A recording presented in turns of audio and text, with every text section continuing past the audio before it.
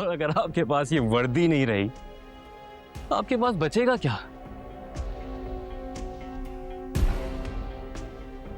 Sir, दिल नवाज इस वक्त कराची में है और वो शहर से बाहर नहीं जाना चाहिए, क्योंकि अगर वो शहर से बाहर निकल गया आप बहुत मशहूर हो जाएंगे। तमाम न्यूज़ चैनल्स पे सिर्फ आप ही की खबर होगी। अब आपकी मर्जी है कि आप मशहूर होना चाहते हैं या अपनी नौकरी बचाना चाहते हैं।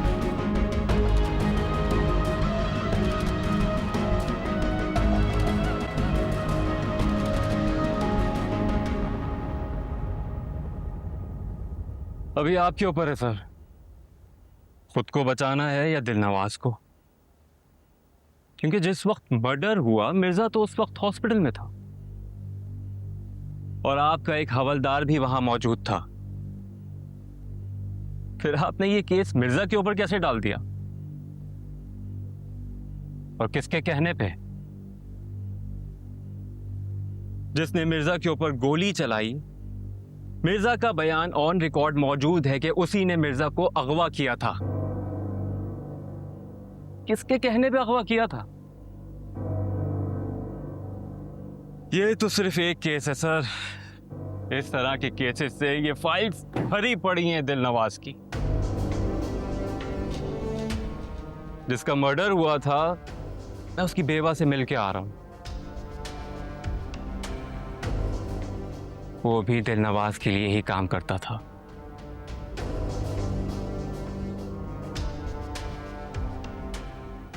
देखिए वकील साहब, दिलनवाज एक बड़ा आदमी है, ज्यादा देर उसे अंदर नहीं रख सकेंगे, ये आप जानते हैं। ऐसा क्यों कर रहे हैं आप सब? नहीं, मैं सिर्फ ये जानता हूं कि आप पुलिस हैं और मैं वकील, और हमें अपना अपना काम करना चाहिए। कानून बड़ा होना चाहिए सर, बंदा नहीं। देखिए, मैं एक वकील हूं और बार काउंसिल में आवाज रखता हूं। अगर ये आवाज उठी तो आपकी नौकरी खा जाऊंगा मैं। और अगर आपके पास ये वर्दी नहीं रही, आपके पास बचेगा क्या?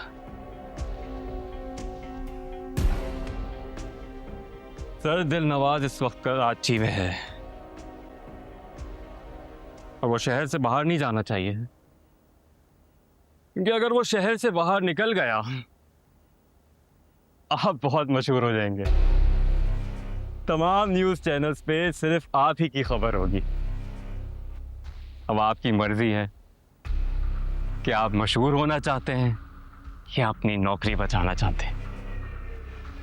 ये मैं लेके जाऊंगा। Thank you sir.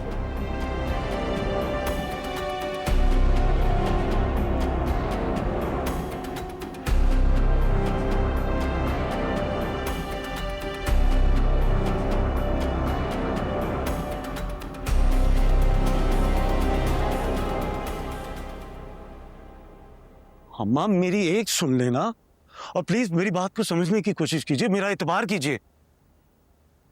कहो क्या कहना चाह रहे हो, लेकिन ऐसे क्यों कह रहे हो?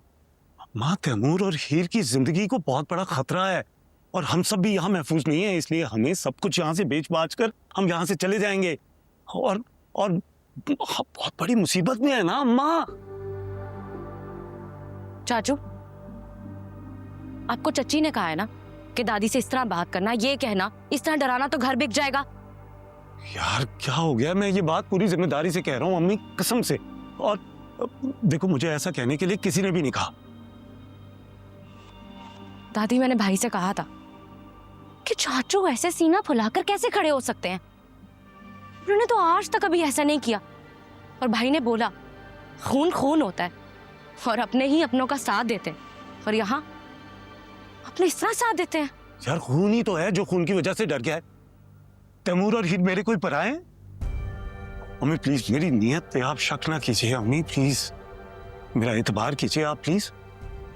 देखिए, वो बहुत बुरे लोग हैं, प्लीज बता रहा हूं मैं आपको। क्या तुम दिलनवाज से मिले थे? हाँ, उस दिन वो जब आया था तो मैं उससे मिला था ना, और अंदाजा हो जाता है अम्मी।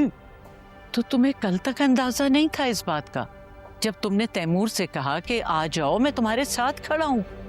ये अचानक क्या हो गया? ये मेरी बात को समझ क्यों नहीं रही? मैंने तैमूर को कहा था, लेकिन मैंने तैमूर को ये तो नहीं कहा था ना कि वो वापस आ जाए। कहा था क्या मैंने उसे? इसीलिए अक्लमंदी इसी में है कि हम सब यहां से चले जाएं इससे पहले कि कुछ बुरा हो जाए। अगर तीनों बच्चों की, कायनात की, तैमूर की और हीर की मर्जी हुई तो ठीक है, लेकिन मैं कैसे अपने शौहर के घर को बेच दूं? कैसे मैं यहां से चली जाऊं अचानक छोड़ छाड़ के? इस कायनात, अम्मी को समझाओ यार, इससे पहले कि कुछ बहुत बुरा हो जाए और बहुत देर हो जाए। चाचू, जो दादी कह रही हैं मैं भी वही कह रही हूँ। अगर भाई और हीर कन्विंस हो जाते हैं तो मैं आपका साथ दे दूं। ठीक है, फिर मुझे अगर इन तीनों के सामने गिड़गिड़ाना भी पड़ा ना तो मैं वही करूंगा। कमाल है यार। ये क्या हो गया है इसे? ये तो ऐसा परेशान तो कभी मैंने नहीं देखा इसको। हो क्या गया है? मैं क्या कहूं दादी, लेकिन आप एक बात सुन लें। चाहे जितनी मर्जी मजबूरी हो या परेशानी हो, आप कोई भी फैसला मजबूरी में नहीं करेंगी, और चाहे जो मर्जी हालात हो, आप बाबर से पूछे बगैर कोई भी फैसला मत कीजिएगा।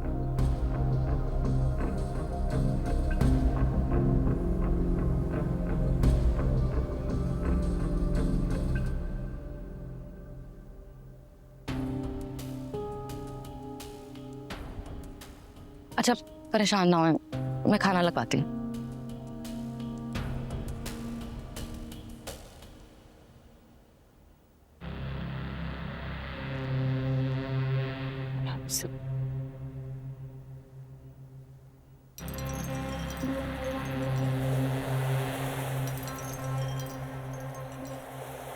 देखिए ध्यान से।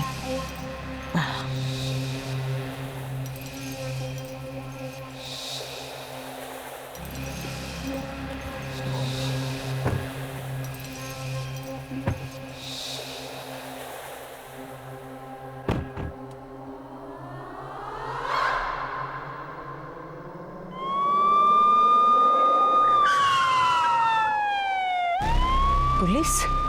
क्या हुआ दिलनवाज? अरे क्या ये सब?